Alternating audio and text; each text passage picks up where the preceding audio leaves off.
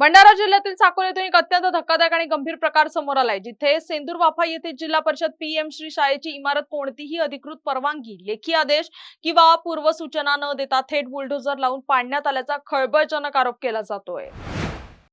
या बेकायदेशीर पाडकामामुळे शिक्षण वर्तुळात प्रचंड संताप व्यक्त होत असून पाडलेल्या इमारतीमधील शासकीय साहित्यही एका ट्रॅक्टरच्या सहाय्याने गायब केल्याचा संशय मुख्याध्यापक आणि शाळा व्यवस्थापन समितीने व्यक्त केलाय।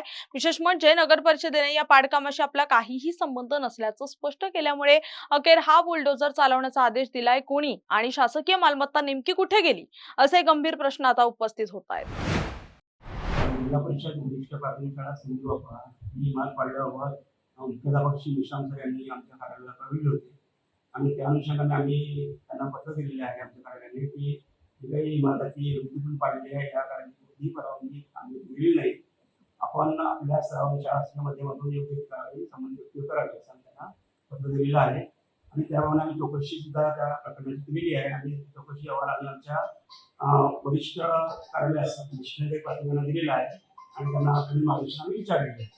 सर, मी अर्जुन बैडेराम मेश्राम, प्रभारी मुख्याध्यापक जिल्हा परिषद वरिष्ठ प्राथमिक शाळा सेंदूरवाफा क्रमांक 1। जे इमारतीचा जो आरोप होत आहे, इमारत तोडीचा जो आरोप होत आहे, त्याबद्दल तुम्ही काय सांगा?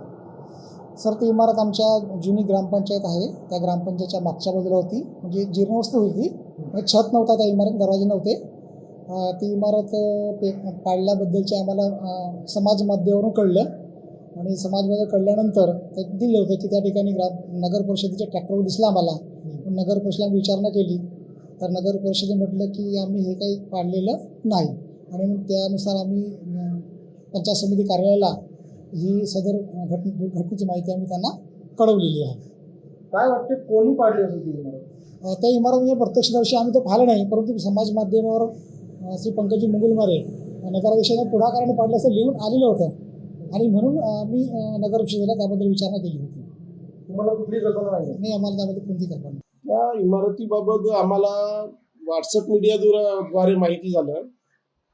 जेव्हा फसवण्यात आली तेव्हा आम्हाला माहिती नाही झाली, पण प्रसारमाध्यमांच्या माध्यमातून आम्हाला माहिती झालं।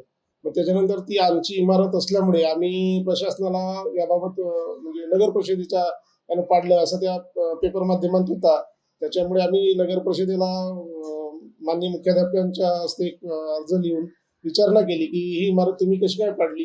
तर मुख्याधिकारी साहेबांनी सांगितलं की मी तसा पाडण्याचा आदेश दिलेला नाही किंवा कारण ती आमची इमारत नाही आणि तसा कुठलाही आदेश त्यांनी दिलेला नाही असं त्यांनी आम्हाला उत्तरात सांगितलं आहे।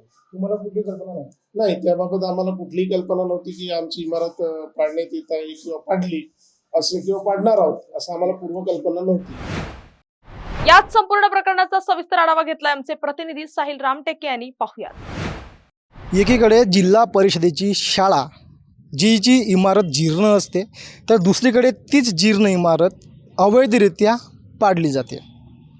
आपण आता भंडारा जिल्ह्याच्या साकोली तालुक्यातील साकोली येथील सेंदूरवाफा येथे आहोत आणि इथं असताना तुम्ही बघू शकता की मी ह्या ठिकाणी ह्या जीर्ण इमारतीसमोर उभा आहे। वास्तविक हिला जीर्ण इमारत आता म्हणता येणार नाही, कारण ही इमारत अवैधरित्या कुठलीही परवानगी नसताना पाडली गेलेली आहे। ही इमारत गेल्या मे महिन्यातच पाडलेली आहे, मात्र हा प्रकार जो आहे तो आता उघडकीस झालेला आहे आणि विषय असा आहे की इमारत पाडल्याच्या नंतर याची कल्पना कुणालाही नाही आहे। जे जिल्हा परिषद शाळेचे जे मुख्याध्यापक आहेत आम्ही त्यांना विचारणा केली, शाळा व्यवस्थापक समितीचे अध्यक्ष आहेत किंवा संबंधित जे काही पदाधिकारी आहेत त्यांना विचारणा केली, पण त्यांनाही कुठली कल्पना नाही आहे। आता विषय असा आहे की ही इमारत पाडली कोण, JCB सहाय्यानं पाडली गेली का, की मजूर लावण्यात आले होते, हे सगळे जे प्रश्न आहेत हे सगळे गुलदस्त्यामध्ये आहेत। बघू शकता की अशा पद्धतीची इथं जे इमारत होती ते ह्या ठिकाणी अशी होती आणि ही जीर्ण इमारत असल्यामुळे ही इमारत कुणीतरी रात्रीच्या सुमारास म्हणा किंवा दिवसाच्या सुमारास म्हणा